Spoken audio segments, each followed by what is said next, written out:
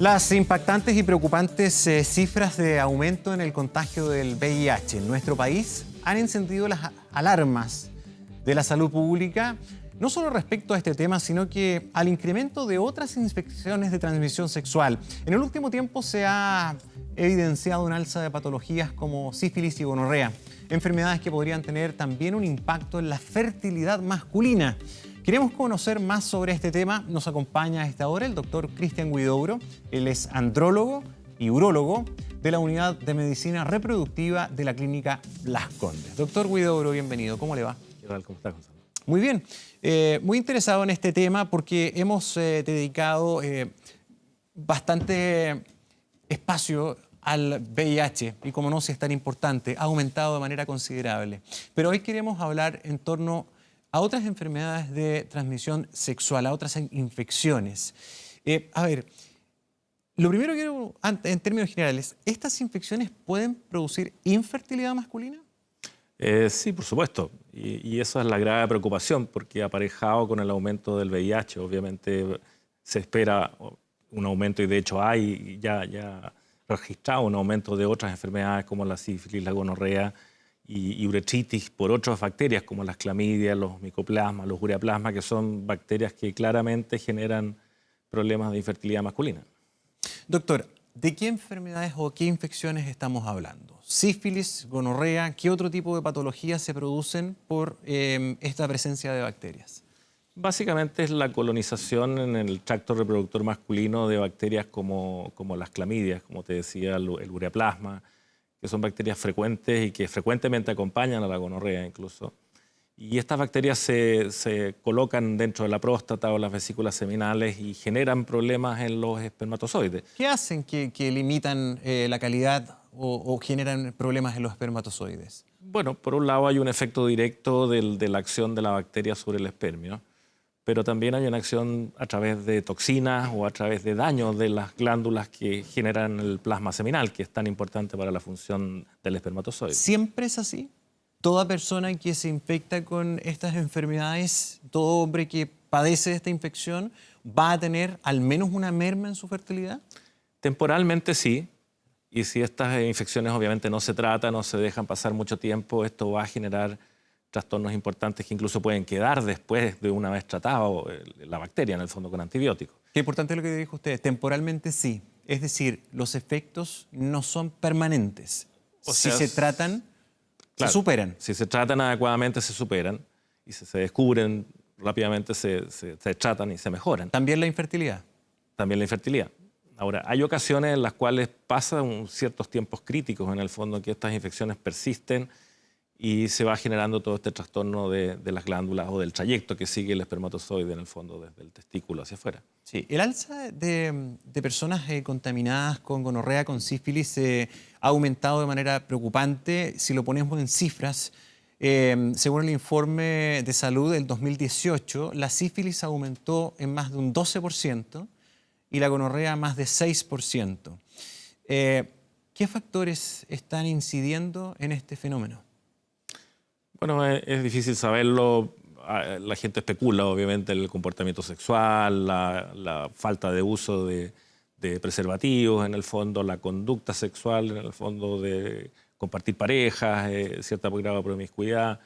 Todas esas cosas influyen en el aumento de estas cifras. En el fondo, la gente le pierde el miedo un poco al VIH también, entonces también puede ser otra causa de que estas cosas aumenten. ¿Qué se le ha perdido el miedo a estas enfermedades, incluido el VIH? Bueno, el VIH en particular hoy día no es una enfermedad que mate a las personas. Tiene un buen tratamiento, lo cubre el GES, en el fondo. La gente no es que esté tranquila, pero hay cierta desaprensión, en el fondo. Por eso es tan importante estas campañas que hace el Ministerio, que hacen distintos grupos, en el fondo, de fomentar el uso de preservativos, en el fondo, y de tratar de tener conductas sexuales lo más adecuadas posible. Relevante también, doctor, lo que usted dice. Uso de preservativos, pero además de eso, una conducta sexual que sea la más adecuada posible. El condón por sí solo no nos salva, no nos protege del contagio. No necesariamente. ¿Por qué no? Porque pueden haber otras formas de contacto, en el fondo, sexual, y que eso también puede ser la causa de la transmisión de una enfermedad de este tipo.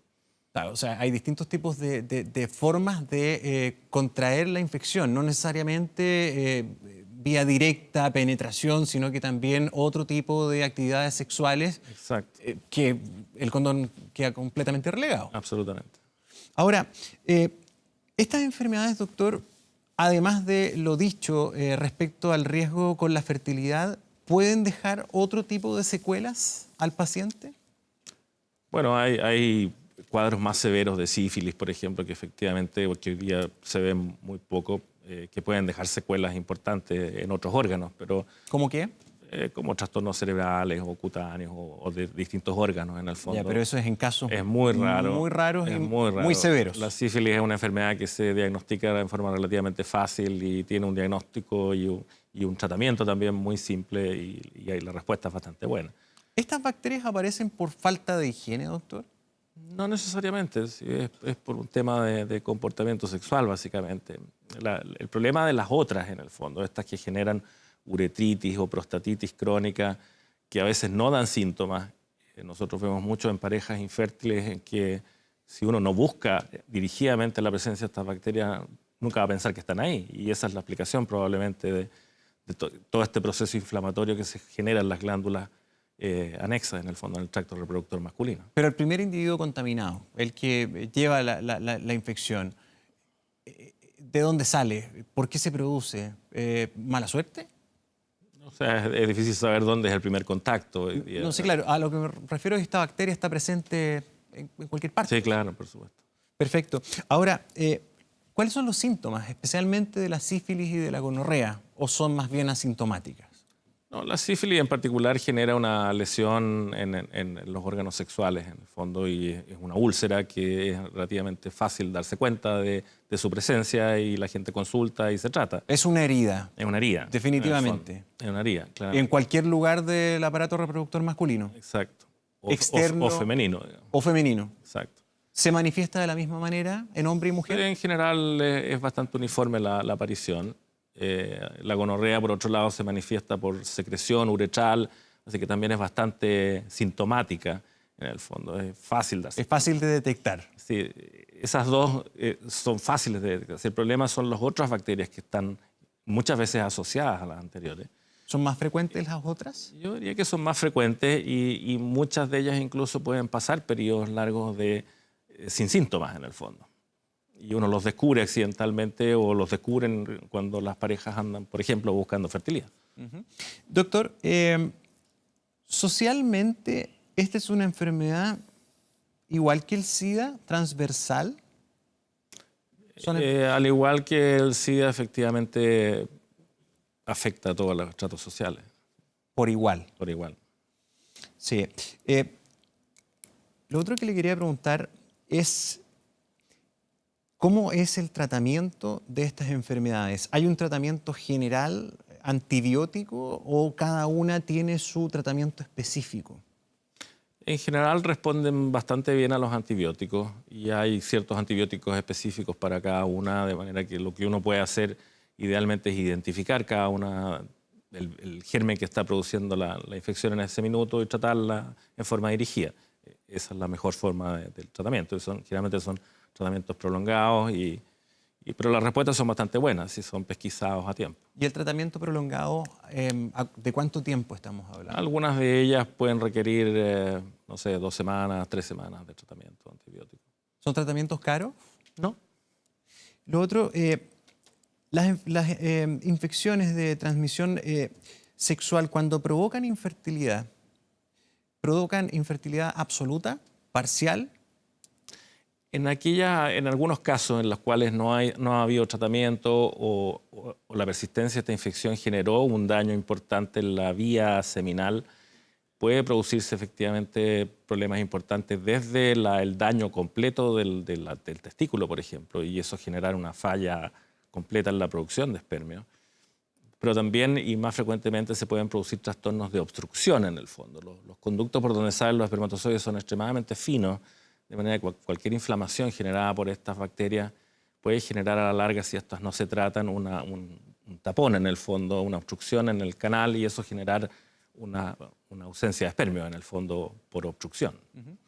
Hablemos de las formas de solución de la infertilidad masculina. ¿Qué infertilidad no tiene remedio? Hoy día yo te diría que la única infertilidad masculina que no tiene remedio es aquellos pacientes que no tienen producción de espermatozoides, porque no hay de dónde sacar espermatozoides.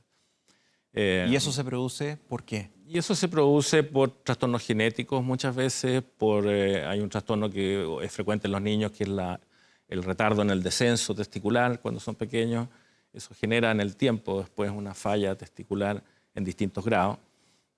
Pueden ser inflamaciones o infecciones como la papera, por ejemplo, el virus parotidio. Si se complica con orquitis, eso puede generar una pérdida de células productoras de espermio y un daño importante.